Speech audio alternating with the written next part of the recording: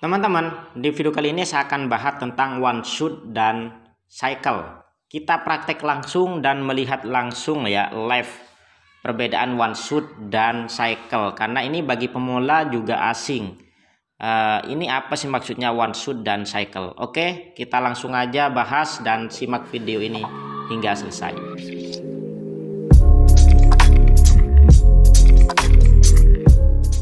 Assalamualaikum warahmatullahi wabarakatuh. Baik sahabatku semua, gimana kabarnya? Semoga pada sehat dan semangat. Teman-teman, kita akan bahas one shot. Ini one shot ya teman-teman. Bisa lihat itu one shot. Nah, itu one shot itu adalah satu kali beli. Jadi setelah dia jual, otomatis ya tidak akan jalan lagi kecuali kita klik start. Nah, di sini kita tunggu dia di harga 1% akan terjual sendiri. Ini langsung praktek ya, kita tunggu aja. Yang kita bisa coba di sini hanya koin bat karena dia masih ini kenceng teman-teman. Kalau yang lain ini udah mulai lambat, kita tunggu aja dia terjual. Kalau nyentuh di angka 1%. Kenapa? Karena memang saya nyetingnya 1%. Ya, oke, dia mundur lagi teman-teman. Jadi sambil kita nunggu ya, sambil kita lihat. Jadi ketika kita di sini klik cycle teman-teman, itu artinya nah ini dia sudah satu tadi nyentuh, nah ini sudah jual, otomatis nah dia langsung beli lagi. Kenapa? Karena cycle.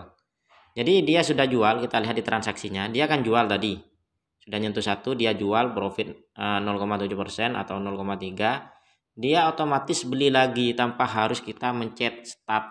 Itulah cycle. Jadi saya tadi rubah cycle, langsung terjual. Sekarang kita ubah one shot ya. Tadi cycle sudah ya, langsung. Nah, kita sekarang ubah one shot. Kita tunggu sampai terjual teman-teman. Mudah-mudahan juga naik lagi ke 1% sehingga bisa terjual ya. Ini kita lihat masih merah, masih minus.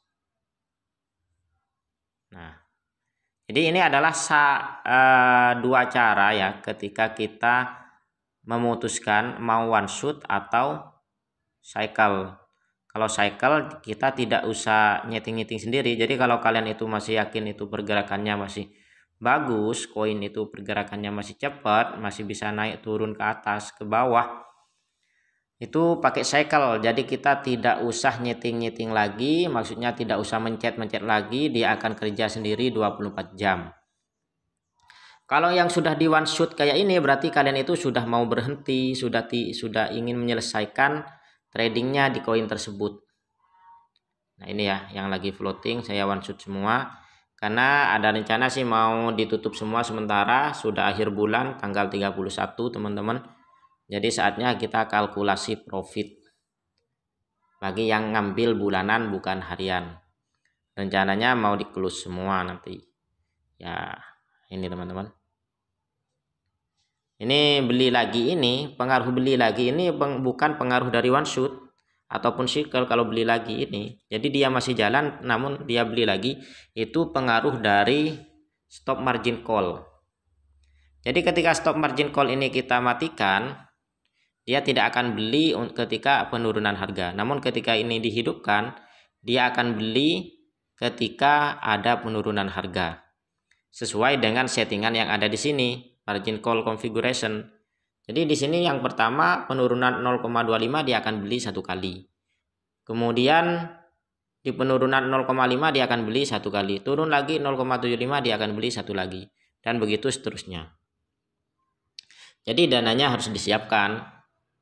Karena dia akan terus mengambil dana kita. Ini sudah 3 kali pembelian teman-teman. Jadi seperti ini, otomatis. 4 kali ya, ini yang pertama first buy in amount-nya dia beli lagi karena ada penurunan 0,25, ada penurunan 0,5 dan penurunan 0,75. Jadi dia akan melakukan pembelian. Kemudian dia kan harganya beda-beda nih. Harganya itu beda-beda. Ini harganya akan disatukan dan diambil rata-rata. Berarti rata-ratanya di sini adalah 1,3 dolar.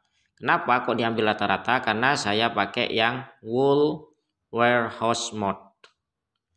Nah, jadi untuk yang pembelian ke ini ya, Pembelian ke-1, kedua, ketiga sampai ke-4 itu memang itu sudah dari sistem, harganya pasti akan digabung. Sementara untuk yang ke-5 dan seterusnya ke bawah itu tergantung dari settingan di sini, strategi setting. Kalau kita pakai yang ini, yang bawah, maka dia untuk yang ke-5 ke-6 itu sendiri-sendiri harganya. Jadi ketika sudah nyampe harga sudah laba, pembelian ke-5 dia akan jual tersendiri seperti itu. Jika sudah nyampe yang ke-6 itu sudah nyampe ke harganya yang untuk profit, sekiranya dia naik sedikit, sudah profit, dia akan jual meskipun secara total masih merah, masih floating, masih turun. Oke teman-teman, kita nunggu one shot, ternyata ini masih mengalami penurunan teman-teman.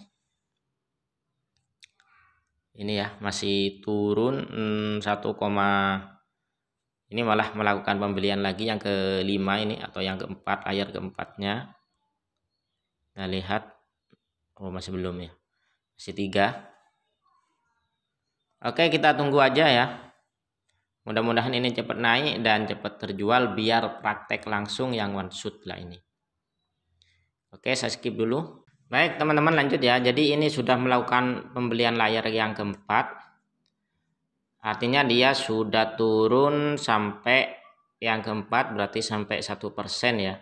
Jadi total penurunan itu dari atas mungkin sudah 2,5 ya, 2,5% total penurunan dari atas. Dia melakukan pembelian dan dia naik lagi, bisa teman-teman lihat di sini ya. Dan ini yang pertama, ini yang first buy amount 1, 2, 3, 4.